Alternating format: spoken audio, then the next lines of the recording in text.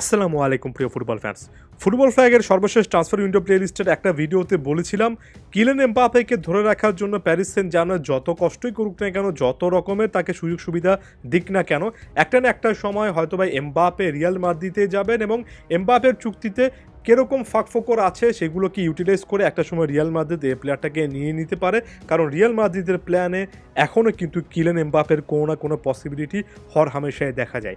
সেই ভিডিওর কমেন্ট বক্সে অনেকে জিজ্ঞেস করেছেন, অনেকে খুবই ক্রুশাল একটা প্রশ্ন ছুড়ে দিয়েছেন, সেটা হচ্ছে এমবাপ্পে যদি কখনো না কখনো আসেন, সেটা 2024-25 কিংবা তার পরবর্তী সময়ে যদি হয়, ভিনিসিয়াস জুনিয়রের পজিশনের কি হবে? কারণ ভিনিসিয়াস জুনিয়রও তো মূলত একজন লেফট উইঙ্গার এবং তিনি তো এক কথায় অনবদ্য ফর্মে আছেন।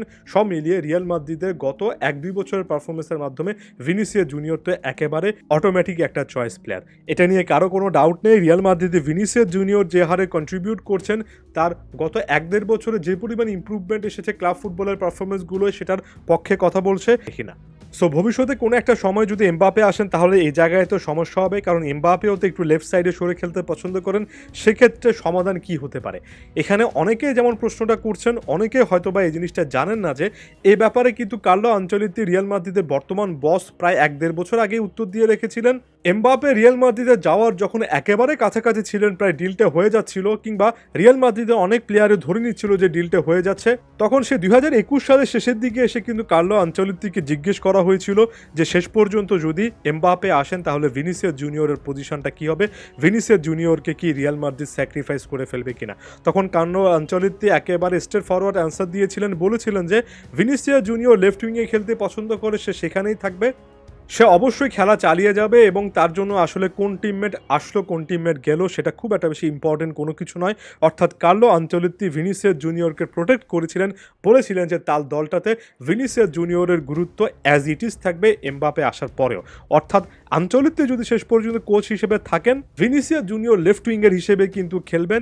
এখানে এমবাপ্পে যে আসলে ভিনিসিয়াস জুনিয়রকে জায়গা ছাড়তে হবে এমন ধরনের কোনো রকমের চিন্তা এখন পর্যন্ত রিয়াল মাদ্রিদ করছে না। এবং এখানেই রিয়ালের সঙ্গে প্যারিস সেন্ট জার্মেনের একটা স্পষ্ট পার্থক্য আপনারা দেখতে পারবেন। যেখানে পিএসজি একটা প্লেয়ারকে ধরে রাখার জন্য সব রকমের চেষ্টা করে, সেখানে রিয়াল মাদ্রিদ শুধুমাত্র একটা প্লেয়ার বা একাধিক প্লেয়ার নির্ভর একটা দল নয়। রিয়াল মাদ্রিদে কোচই বস, কোচের কথাই শুনতে হবে এবং সেখানে ফুটবল কালচারটা সব দিক থেকে বিবেচনা করলে এই বর্তমান প্যারিস সেন্ট জার্মেন থেকে ফার ফার বেটার। এখন প্রশ্ন আসতে পারে, ধরুন কোনো একটা সময়ে যদি এমবাপ্পে চলে আসেন তাহলে ভিনিসিয়াস জুনিয়র এমবাপ্পে একসঙ্গে কিভাবে খেলবেন। কোনো একটা সময় বলতে যদি সেটা 2024 সালও ধরে নিই বা তার পরবর্তী সময় যদি ধরে নিই, আস্তে আস্তে সেই সিনারিও থেকে করিম বেনজেমাকে বাদ দিতে হবে। অর্থাৎ সেন্টার ফরওয়ার্ড হিসেবে করিম বেনজেমা 35 বছর বয়সী প্লেয়ার, লং টার্মে যে সার্ভিস আর দেবেন না সেটা তো স্বাভাবিকভাবে বয়সের প্রেক্ষিতে বলা যায়।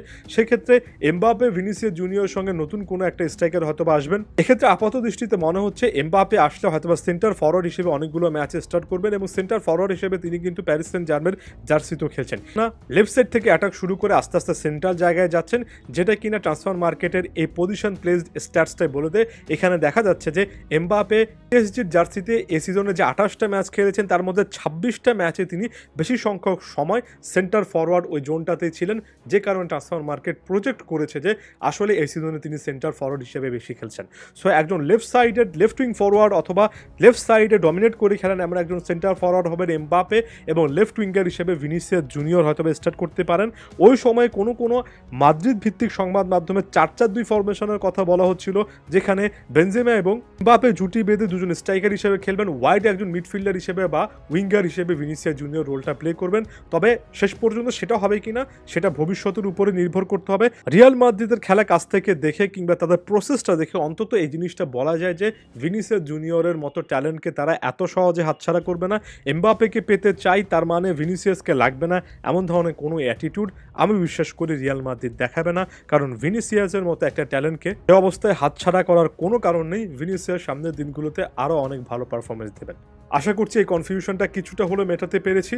যাওয়ার আগে একটা কথাই বলবো, আমরা অনেক সময় কিছুটা হলো ভুল অ্যাজিউম করি যে সবসময় স্টার্টিং লাইন আপ অর্থাৎ শুরুর একাদশের 11 জনকে চিন্তা করি। তবে ইউরোপিয়ান কম্পিটিশনের লং টার্মে টিকে থাকতে হলে কিংবা বড় টুর্নামেন্ট জিততে হলে শুধুমাত্র 11 জন লাগে না, পুরো একটা স্কোয়াড লাগে, যেখানে অন্তত 15-16 জন প্লেয়ার রেগুলার কিন্তু প্রায় প্রতিটা ম্যাচে সুযোগ পান।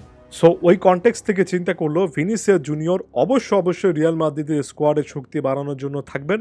এমবাপ্পে আসলেও ভিনিসিয়াস জুনিয়রের গুরুত্ব থাকবে।